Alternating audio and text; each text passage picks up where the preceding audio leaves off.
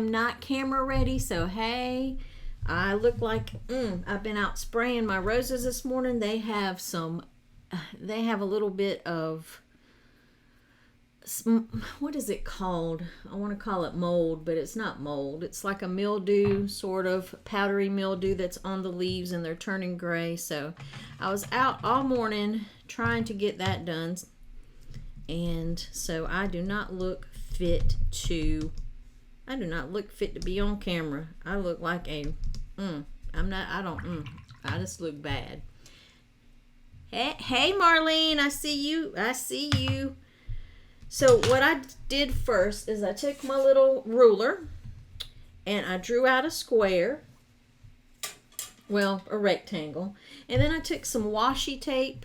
Well, actually this is duct tape. But I took some of this because I can't find my white tape. I don't normally use colored tape on my watercolors because it distracts me, and sometimes I can't judge the color of the watercolors if I have a colored tape on there. But that's all I have today, so that's what we're going to use. Sometimes you just got to roll with it. Alright, so we are just going to do some simple spring flowers. It'll be something you can put on a card maybe, an invitation. You can make it bigger and use it as like a little jewel of a painting to sit on your counter. It's just a cute little easy peasy painting. So I have gotten my number 8 silver black velvet 3000 S series. I've gotten some bright purple, luminescent purple, and I also have some Winsor purple here that we're going to start off with. And so I'm just going to, what I might do is let me go back in my sketchbook to look at my reference. Okay, let's see how they're going. I might just make a guide. That was my reference one that I did. So let's just say that there's one here, one here, one here. So I'm just drawing lines so I'll know where my flowers are. All right, so I've gotten my guide now, and I don't know what kind of flowers these are. These are made up flowers. That's what kind they are. So, but I want them to be sort of cone shaped. So I'm going to get my lightest purple first, and I'm just going to start dabbing onto the paper these little shapes. And then as I go down, I'm going to start straightening them out, and then I'm going to start pointing the tip of the brush toward the bottom. So they're going from pointing up to kind of pointing straight out to pointing down a little bit.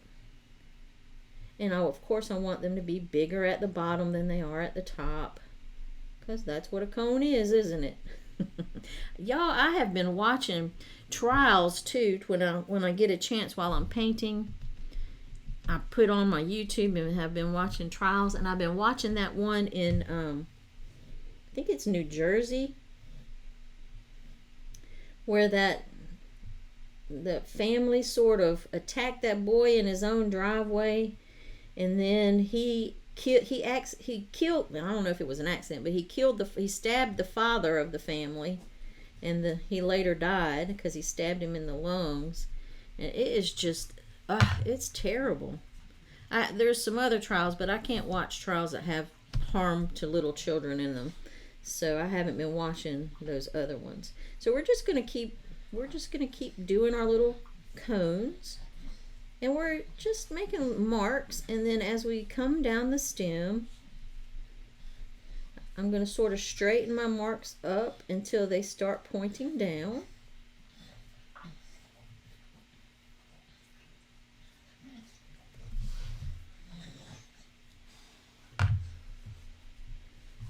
And that's what I'm going to do here. But I don't know. My daughter, she got me to listen to the podcast True Crime with Ashley Flowers. Wait, Crime Junkies. Why am I saying True Crime? Crime Junkies. And ever since I started watching that, then I started watching trials. I first started watching the Johnny Depp and Amber Heard trial, and that was interesting. And then watched the Alex Murdaugh trial because I lived in South Carolina for 20 years, so that was interesting to me. And that one was, whew, that was something else. And now I'm watching this, is Zachary somebody, but he has, apparently in New Jersey, you have the duty to retreat if someone's attacking you, even in your own home. Now, in the South, if someone comes and attacks you in your own home, you are more than likely going to be shot, because we have the, like, castle law. I call it the castle laws. If you come and you threaten someone in their own home, then they have the right to protect their home and to protect themselves against you. But it's different in New Jersey. They don't have that same law. But I feel for all of them. I feel for the family that lost the father, although they went into this young man's garage. Him and his two 17-year-old sons chased him into his own garage, started beating him, and the boy stabbed the father, because the father had him in a headlock or a chokehold, I think it was what was said. So yeah, I love Marlene. I love Crime Junkie. I love the way Ashley Flowers' voice sounds. So I don't know, she's just got a really nice sounding voice. So I listen to my podcasts that I listen to or have been listening to are Crime Junkies, The Anatomy of a Crime, and what's the other one? The Anatomy of a Crime, Crime Junkies. I listened to the Murdaugh Murders podcast with Mandy Matney and Liz Farrell and Eric Bland. And now they are talking about the Stephen Smith. That was a young boy or young man. I think he was a man, but he was young. He was very young, who was found on the road. At first they said his death was a hit and run, and she never believed that. His mother never believed that. So 9 years later, she's finally had his body exhumed and re-examined, so they're hoping they're going to get some more answers. So that's what they're doing on their podcast, the Murdaugh Murders. Sandy Smith, Stephen Smith case, it's pretty interesting. But yeah, I watch Emily D. Baker on YouTube. She has a great channel. She's been a lawyer for like 17 years. So she can break down what's happening with the law, because a lot of times I'm lost. I'm like, I don't know, why are they doing that?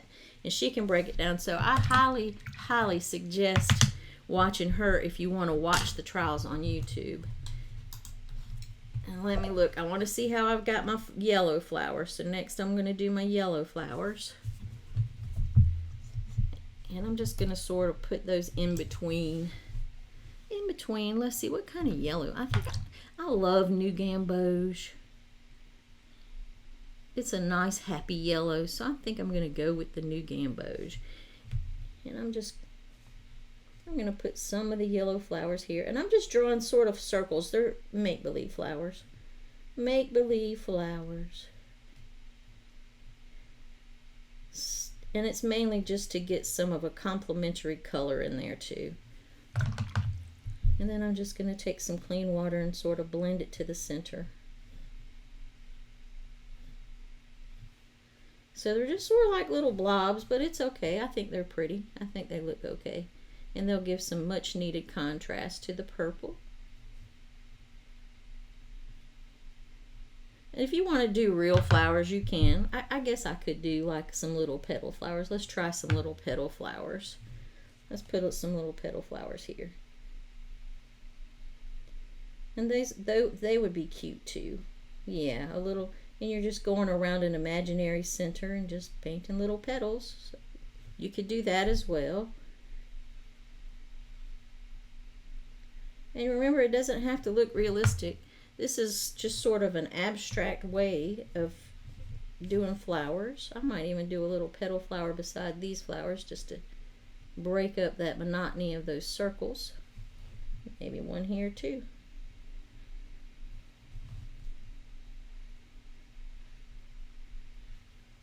And one over here. But it's up to you what kind of flowers you want to do.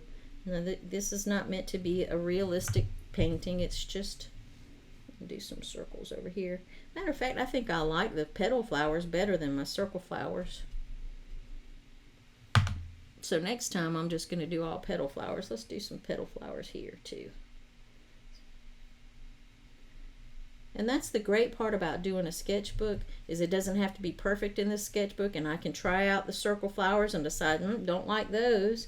And then when I do an actual painting on, you know, expensive paper, I've already got it worked out of how I want it to look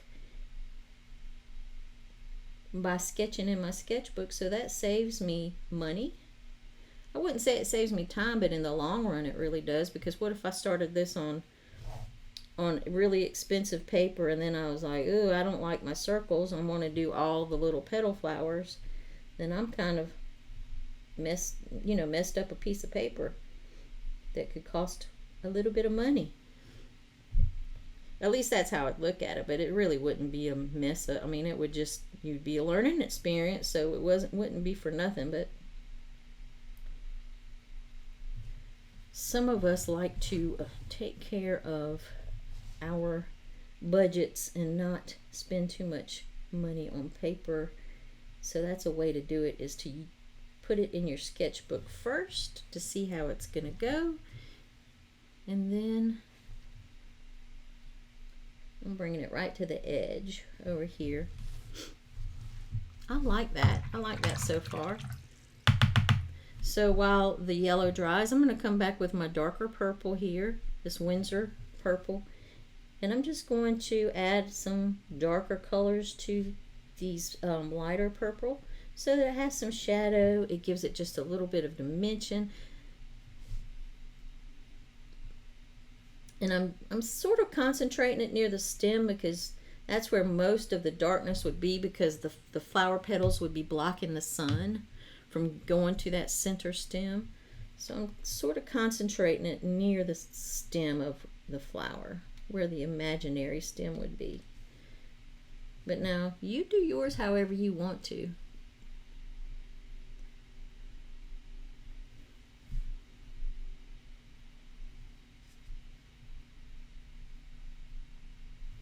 I may have to get up and go get my blow dryer. I forgot to bring it over here to the table so that I can blow dry this, so we won't be sitting here waiting for it to dry.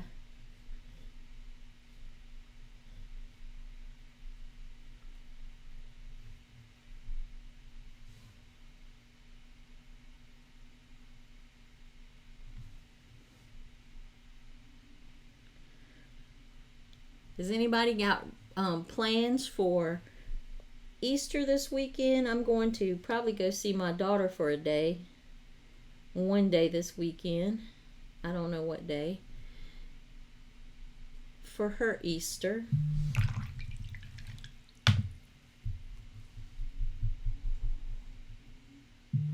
Alright, so we're going to sort of let this dry. As these are drying, I'm going to go ahead and mix up some green. I think I'm going to go with a little bit of sap green, and I might want to put in a little bit of green gold with it.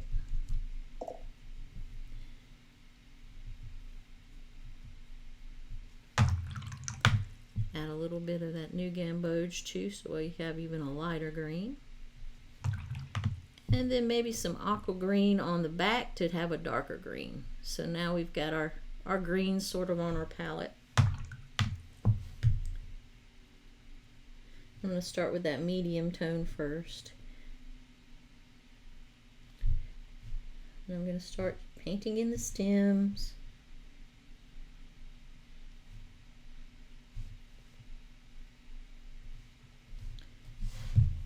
And some stems to these little yellow flowers as well. And I'm just using the very tippy toe of the brush,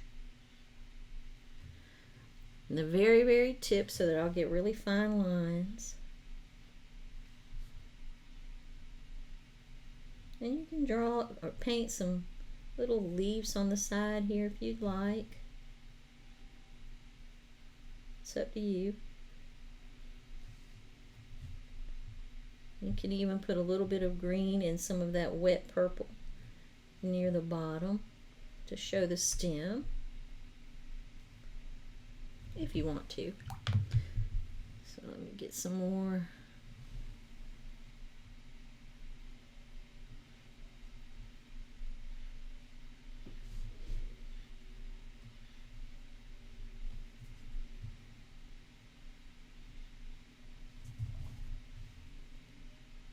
This is looking a lot different than my original one. That's okay though.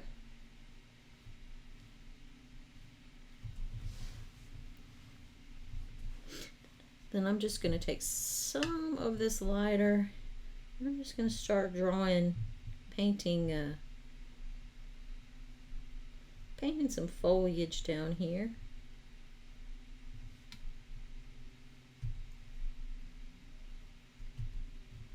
I'm trying not to get into the colors that are still wet on my painting.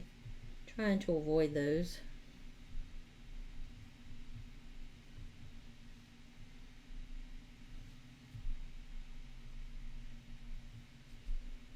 I might not always be successful though, so might have a little bleeding, but it's okay.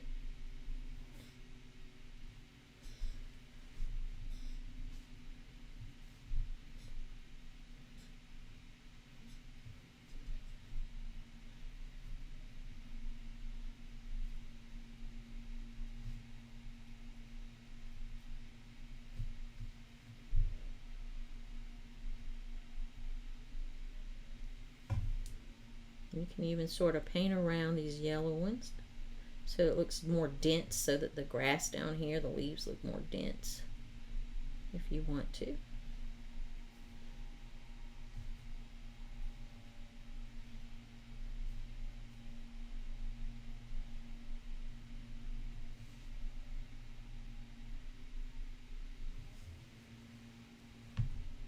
I'm going to mix some more of that darker green. It's a little aqua green I'm using with a little bit of that sap green to make it a deeper green, sort of a blue green. And I'm just going to come in and add some darker stripes of foliage, and that gives it a little bit more dimension.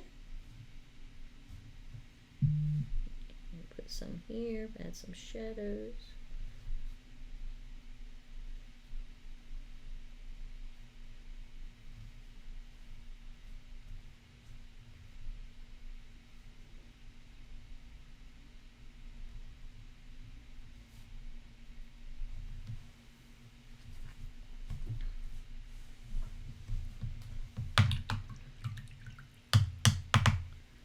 Now I am going to take a smaller brush, and inside that yellow, those little yellow flowers, I'm just getting some black off my palette, and then I'm going to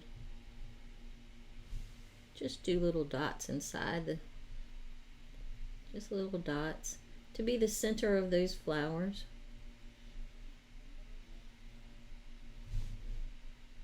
And that makes them look a little bit more flower-like.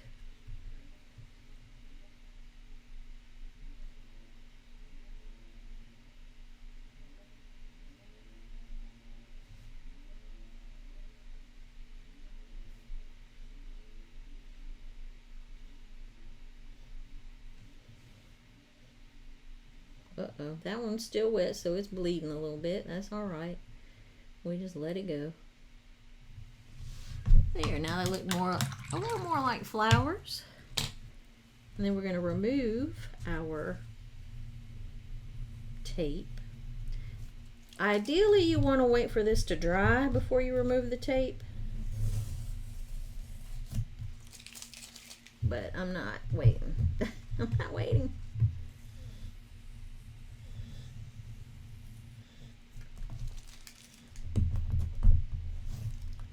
And this tape has torn up this old cheap paper on my sketchbook. Now you want to sort of bring these flowers on the outside of that square in some spots. That gives it a little graphic look. So I'm just going to make this flower just sort of coming out onto the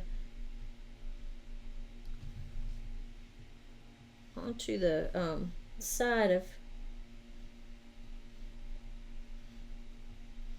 outside of the line a little bit, and here too.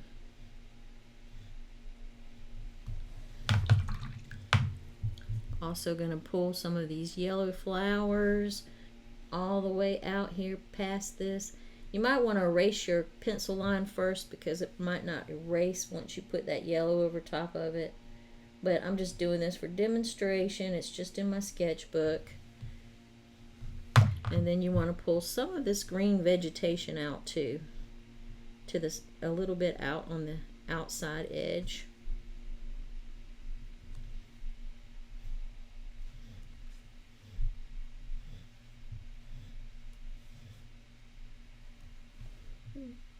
Right there. And then I've got some markers. I did it with a black pen before, but I am going to do it with my Tombow markers. I am going to just follow this line with this purple marker.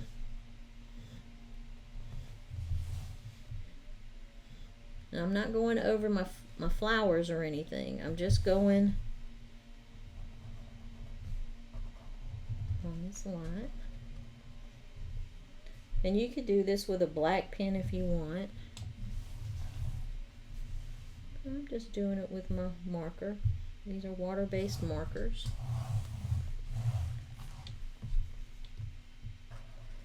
And I'm thinking that this one line might not be enough.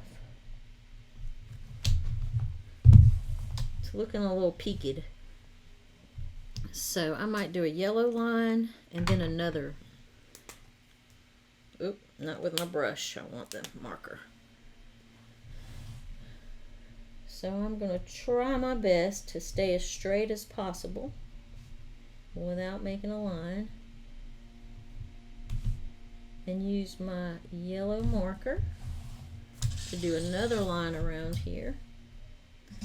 I better do this one this way so my hand's not.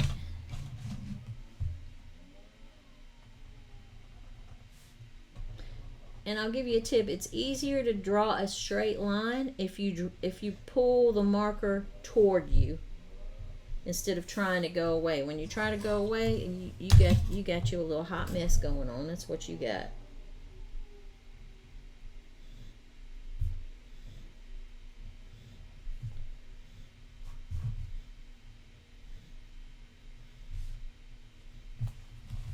Yeah, I like the addition of that yellow line. I don't know if you can see it on camera, but it does give it a little something. And then I'm going to do, I think, an even lighter purple line.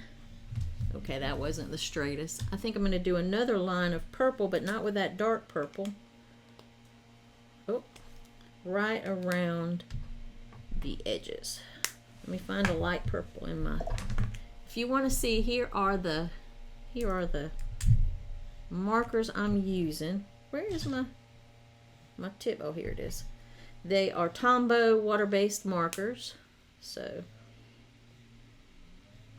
and now I'm going to find a lighter a lighter purple one to go around the very outside edge. Uh-oh, I'm missing comments, y'all.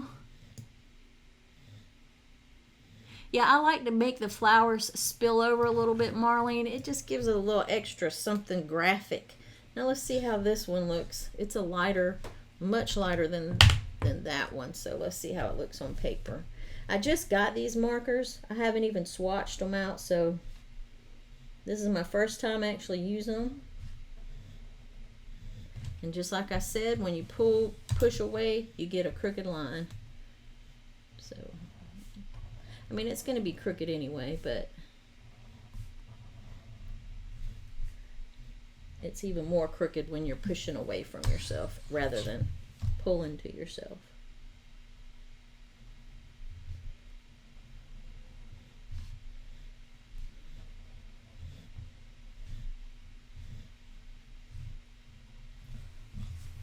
Yeah, I like that third line. I like all these little lines. I didn't do that on my original one, Sometimes I come up with ideas on the fly as I'm going, and I just try them out. And that got that one out of order, and this was a little bit crooked, but it's okay because this is just a sketch. Of course, if I did this on some good paper that I was worried about, I would use my handy dandy ruler.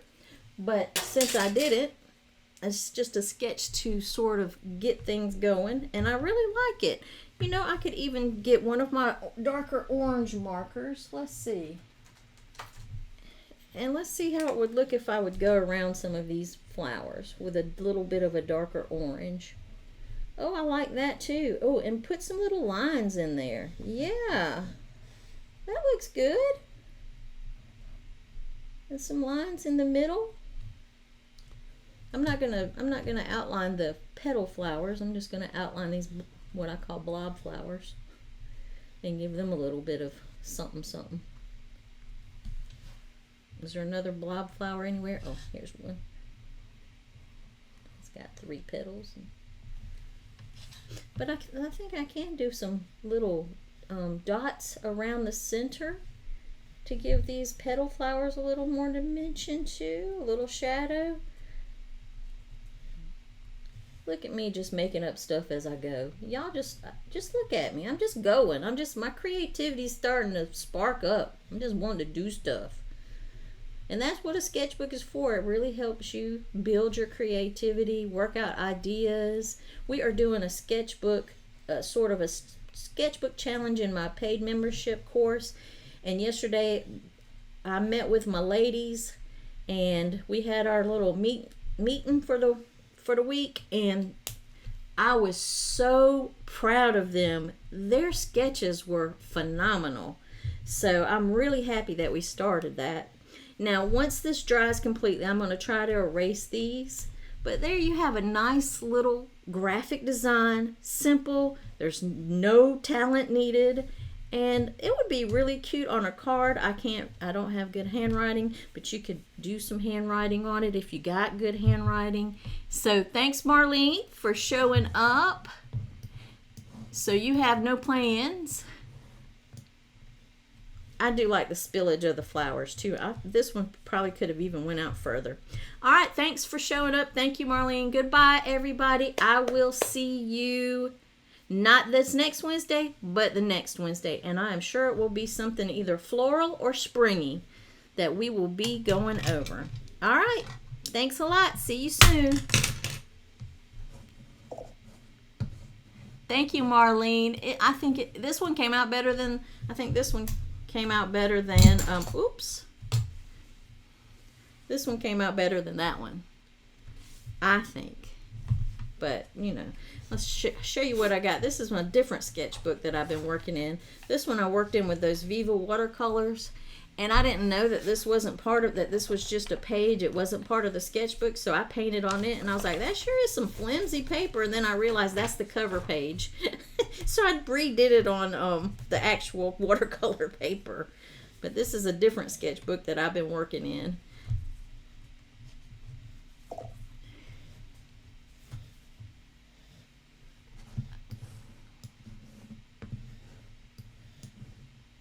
The frame, which frame? You like the frame? Is yes. This is recorded, and it's going to be in the group, and I think I might upload it to YouTube. But I was just going to show you through this little sketchbook. This is a different one. I got so many sketchbooks started, and that's as far as I've gotten. But yes, Marlene, this will be in the group, and I think I might upload it to YouTube. So I encourage y'all to get in your sketchbooks and just paint, and don't care. Just do all different kinds of things. Like I've just tried different colors together. I've made some, I don't know if you can see it, but this one has patterns behind the flowers. Just do all kinds of stuff. Thanks, Marlene. Bye, y'all. I will see you soon.